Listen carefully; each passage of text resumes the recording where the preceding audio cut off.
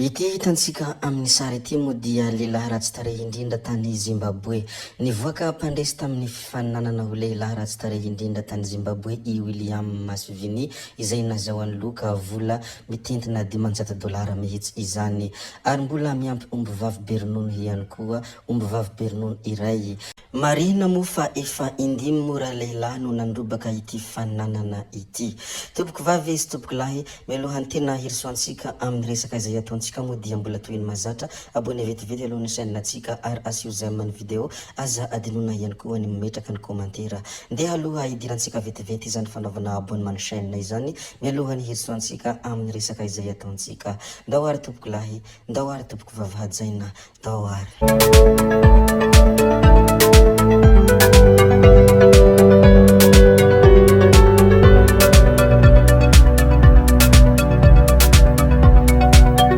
Zavatra efa malaza sy zavatra efa mahoraka moa ity ho resantsika voalohany ity.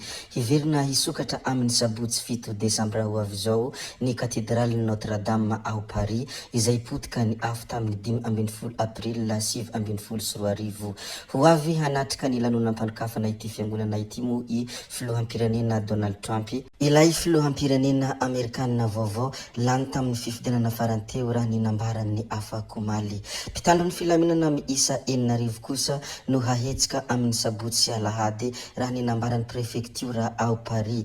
Vola fitonjato tapitrisa euro no lany tamin'ny asa fanarenana ity fiangonana ity. Tsy vitsy ary maro mo ireo olona nilazany hoe misaotra Jesosy raha vantany vao nahita ity vaovao mikasika ny fanarenana ny fiangonana ity. Somary nasadekitra ihany ary somary nahalany fanahy nahita ireo olona be dia be nanao hoe misaotra Jesosy fa tsy hoe misaotra ilay mpanarina azy, ka nahatonga ady hevitra be dia be moa izany zavatra izay nataony ireo mpanaradia an Jesosy izany. Vaovao hafa indray no horesantsika koa satria voalaza koa ny mikasika aniny zavatra misy any Paris iny. Sefo fokontany nandray anjara tamin'ny fanilalana sy ny fisandohana.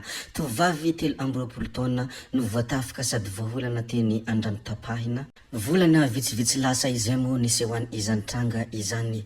Lehilahy 3 be izao no nifandimby teo aminy, nalemy sy naratra izy vonavelany izy ireo. Fantatra fa sefo fokontany niray tamin'ny ireo 3 lahy ireo. Araka ny fanazavana dia nisandoka ho vazaha tamin'ny compte fako Facebook ary nampiresaka io tovavy io efa amambolana izy ireo.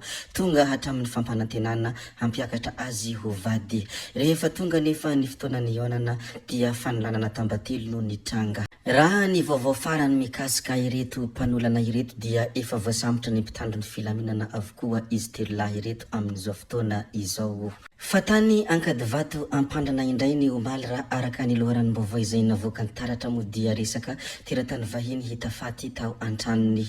Teratany vahiny iray 17 taona no hita faty teo ambony fandrinany tao antranony tetsy ankady vato ampandrana ny omaly rehefa tsy hita nandritrany ny herin-taona. Raha araka ny loharany vaovao dia nanomboka ny volana Aogositra 2024 no tsy hita, ka izao razana efa taolana sisa izao no hita teo ambony fandrinany. Tsy nisy ny nahafantarana azy intsony fa efa maina tanteraka ny fatiny ity farany, ka ny olona ny fanerasera taminy no nahalala azy. Efa misokatra kosa ny fanadihadina momba an'ity raha ity. Izany moa ny zavanisy sy zavanitranga tany ankady vato ampandrana ny mikasika ilay teratany vahiny hita faty tao antranony. Lazaina sy zaraina moa izany mba ahatonga ianareo rehetra ahafantatra sy aharaka ireo rehetra izay mandalo nezaneza izany na ao Antananarivo renivohitra na eny atsimo na eny avagatra ary nandrefana na antsinanana. Ny manaraka izay ho resantsika ihany koa dia ny fanehoan-kevitra izay nataony ity page ity. Ity page ity moa dia mitondra anarana hoe Madagascar et son futur. Toy izao moa ny fanehoan-kevitra izay nataony, fanehoan-kevitra mikasika ny filoham-pirenenan'i Madagascar tsy iza moa izany fa Andry Nirina Rajoelina. Raha nisy mpitondra nahay niheno ny feon'ny vahoaka teto Madagascar dia ny filoha Andry Rajoelina mivady izany. Nohon' izany mila fahaiza-mihaino ny fitondrana olona sy fampandrosoana ny firenena anankiray, hoy ny fanehoan-kevitra izay nataony ity page ity. Ilana fomady feno fitiavana ihany koa ny asa rehetra atao eto amin'ny firenena. Ny olon'ny fitiavana, olon'ny fampandrosoana mahay miheno ny hetahetan'ny vahoaka tahaka ny filoha Andry Rajoelina no mendrika alohan'ny ity firenena ity fa tsy olona hamalifaty ara olona hoy ny pejy Madagasikara et son futur raha naneho ny heviny mikasika ny filoham-pirenenan'i Madagasikara Andry Rajoelina. Be dia be moa ireo olona tsy niombon-kevitra tamin'ny hevitra izay navokany ity pejy ity fa izay moa ny heviny fa izahay dia mizara tsy hay moa marina ve izany sa diso izany fanehoan-kevitra izany fa izany no fahitany pejy Madagasikara et son futur ity filoham-pirenenan'i Madagasikara ity. Miresaka mikasika an'izay filoha hajaina Andry Rajoelina izay isika dia araroty kely ihany koa ny mizara ny afatra izay nomeny ity ny iray andro lasa. Nampiray fo nampientanentana ary nanambatra ny malagasy rehetra iray manontolo izao fandresena izao. Manakoako manerana ny kontinanta afrikanina iray manontolo fa ny ekipa malagasy dia manana herim-po sy finiavana ary fahaiza manao. Ity fandresena lehibe ity dia tsy fandresen'ireo mpilalao irery ihany fa fandresen'ny firenena iray manontolo. Ny voninahim-pirenena no nasongadinareo nandritra ny iny fifaninanana iny. Ny anaran'ny Madagasikara no nataonareo nanakoako teto anivon'ny kontinanta afrikanina rehefa azonareo ny amboara tamin'ny FIBA 3x3 Africa Coupe.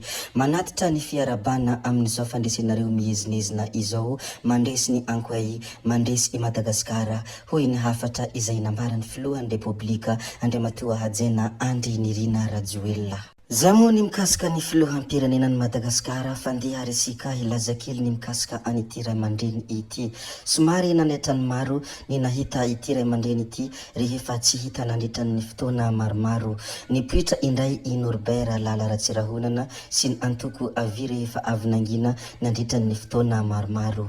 Manohana ny kandida ary Lala Ramanantsoa izy ireo ary nilaza fa ny vehivavy ihany no tena mahalala ny aretin'ny zanany. Taorian'ny fanambarana dia ny roso avy hatrany tamin'ny fanofanana ireo delege irmara izy ireo izay notarihiny Ratsirahonana. Ny sasany amin'ireo izay mpaneho hevitra moa dia nilaza ny hoe mbola tena hainy antoko avy ny manao double jeu satria etsy andaniny manohana anahary lala izy ireo amin'ny mampikambana ofisialy ao anatin'ny vovonana volomboasary azy. Fa etsy ankilany kosa manohana antojo ravalimanana ihany koa ny filoha lefitry ny avy sady deputeny firaisankina tsy iza moa izany fa Jean-Jacques Rabenirina. Izay tokoa ve izany ilay fahaizany ity mpanao politika ity manao fifandaminana eo amin'ireo vondrana roa ireo izay efa noresahana matetika hoy ireo izay maneho ny hevitra raha vantany vao nahita an'ity ray aman-dreny ity.